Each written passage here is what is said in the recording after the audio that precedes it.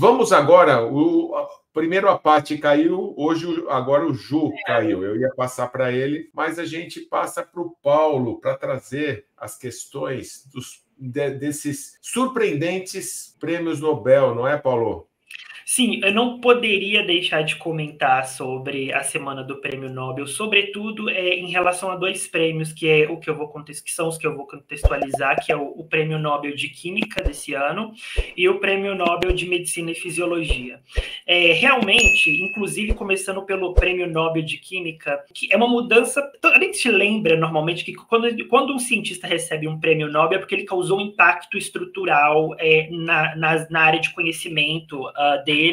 E fez com que surgissem outras, mas eu gostaria de salientar que muitas das contribuições desse prêmio Nobel de Química aconteceram nos últimos 4 anos. Aliás, é um dos prêmios Nobel, dos prêmios Nobel mais rápidos a ocorrerem, tanto para o CEO da DeepMind, quanto para o colega dele, o Dennis Hasselbs e o John M. Jumper.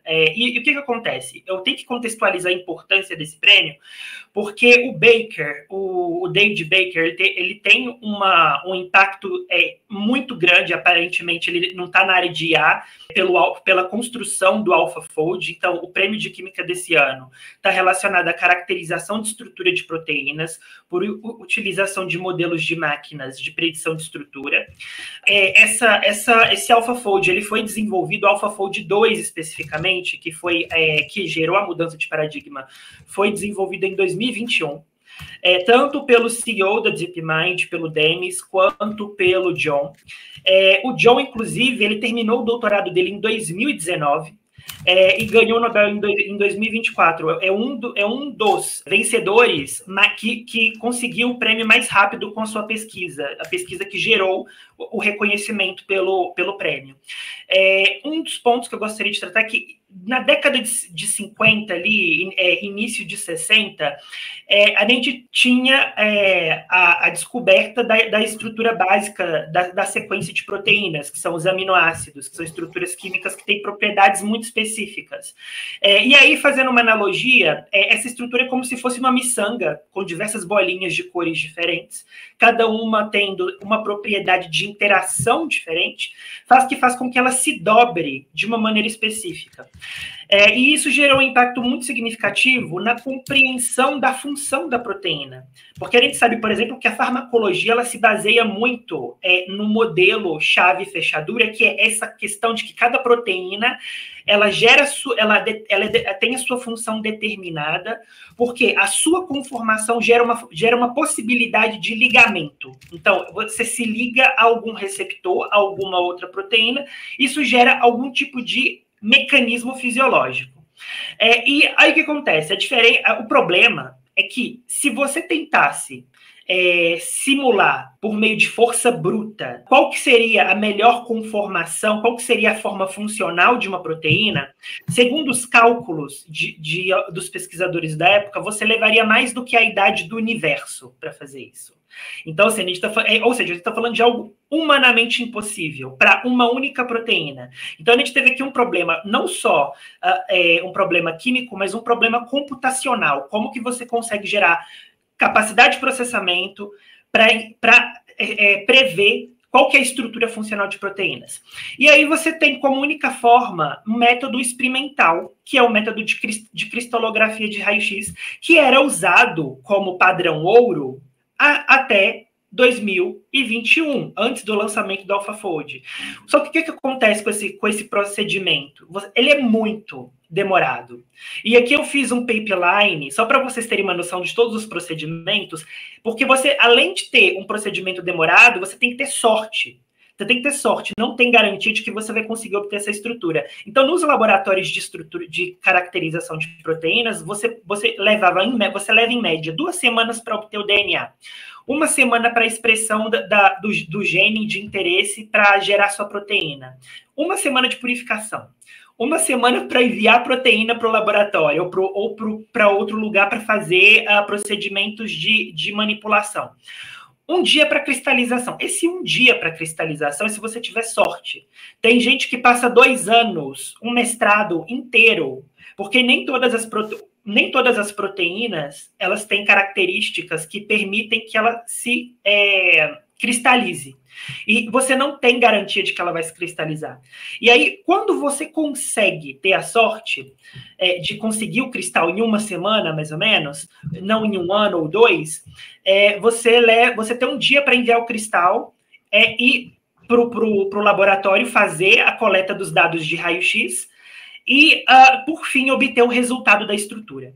Então, até a década de 80 não, final de 60 e início de 70, você tinha essa técnica como padrão ouro até um pouco antes de 2021, início de 2021, e o que isso gerou? Gerou o maior banco de dados de proteína do mundo, com 350 mil proteínas caracterizadas manualmente, dessa forma que eu falei para vocês. E aí o ponto é que o valor desse banco, obviamente, está relacionado com o desenvolvimento de medicamentos, compreensão de função do organismo, fisiologia, bioquímica, etc. E quando o AlphaFold ele lançou, ele conseguiu superar a capacidade preditiva das técnicas de cristalografia de raio-x. Tanto é que um ano depois, ele criou, ele conseguiu contribuir com esse banco de dados e a gente saltou de 350 mil proteínas caracterizadas em mais de 3 décadas para, em um ano, a gente conseguir caracterizar 200 milhões de proteínas. De 350 mil para 200 milhões. Todas as proteínas conhecidas em termos de sequência são caracterizadas em dados abertos, bancos gratuitos. Imagina o impacto disso na medicina, na farmacologia, na biologia sintética, no agronegócio. É absurdamente notável o que esses caras conseguiram fazer. Tão notável que eles ganharam um Nobel muito rápido. E a biologia molecular, ela está mudando muito rápido, muito rapidamente. E mais do que isso, a gente tem uma tendência, nos últimos 12 anos, desde mais ou menos 2012, metade dos prêmios Nobel de Química foram para a área de biologia molecular. Então, a gente está vendo a biologia molecular ocupando um espaço bastante significativo do Nobel de Química. Mais do que isso, nos últimos 5 anos, praticamente 3 prêmios foram para a biologia molecular. Então, assim, a gente está falando de que a química está sendo bastante impactada pela contribuição da biologia. E mais do que isso, a gente pode perceber, inclusive, que o David Baker ele conseguiu utilizar essas ferramentas para construir proteínas que não existem na natureza. Então, a gente não precisa mais caracterizar as proteínas naturais única e exclusivamente para conseguir obter novas funções. Você pode modelar proteínas com funções que você quer e a inteligência artificial te dá esse modelo com a função preditiva. Então, a gente está falando de construção de novas sequências que nunca foram caracterizadas, que nunca obtivemos da natureza. É algo realmente inédito. E mais do que isso, digo que é a maior contribuição que a IA gerou para a humanidade até o momento. Essa, sem dúvida, é a maior contribuição que a IA gerou para a humanidade até esse presente momento. A farmacologia vai mudar, a aceleração de produção de medicamentos vai mudar, muita coisa vai mudar. E, para finalizar, eu acho que é bastante interessante também falar sobre o Nobel de Medicina, que foi para a descoberta dos microRNAs. Os microRNAs, para quem não sabe, são pequenos RNAs. O RNA, ele é uma estrutura, uma sequência de nucleotídeos de fita única. Ele é muito parecido com o DNA, mas ele tem funções diferentes. Ele tem função de transmissão da informação do DNA e ele tem funções regulatórias. Essas funções regulatórias estão associadas a diversas doenças, inclusive a gente está falando de doenças infecciosas como Chagas, a gente está falando de doenças como diabetes, como a obesidade, e a caracterização dos processos desses microRNAs nessas doenças são extremamente relevantes para entender o desenvolvimento delas e novas formas de tratamento. Essas sequências foram descobertas na década de 90 e, desde então, ela tem contribuído e abrindo uma série de novas abordagens e técnicas, tanto para entendimento de fenômenos de base da ciência, quanto para a ciência aplicada. Eu vejo que essa tecnologia ela vai gerar novas classes de medicamentos. A gente está falando também de uma compreensão muito refinada de como que a maquinaria celular ela controla os seus processos bioquímicos e como que, a partir disso, inclusive, a biologia sintética pode se beneficiar dela ao construir estruturas regulatórias para fazer com que o metabolismo trabalhe em favor de um biofármaco, de um bioinsumo, para a indústria, por exemplo, de medicamentos, ou para a indústria até mesmo do agronegócio, dentre outras. Então, a gente está falando de relações muito significativas. Para fechar, é bom lembrar que não só de biologia molecular viveu o Nobel desse ano, mas a gente tem que falar que a inteligência artificial também foi bastante notada. O Jorge Benjamin, como é que é o nome dele, Renato? Geoffrey Hinton. Geoffrey Hinton, é um dos pais da IA.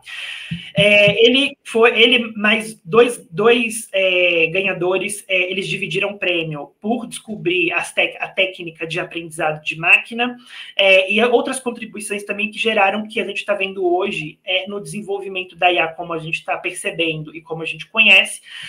E mais do que isso, né, a gente percebe também que o próprio Nobel de Química teve uma contribuição direta de modelo de máquina. Então, eu acho que vai ser talvez uma tendência de a gente ver mais trabalhos de IA ganhando Nobel. É uma pergunta, eu ainda não tenho certeza, mas achei interessante isso. Obrigadão, gente.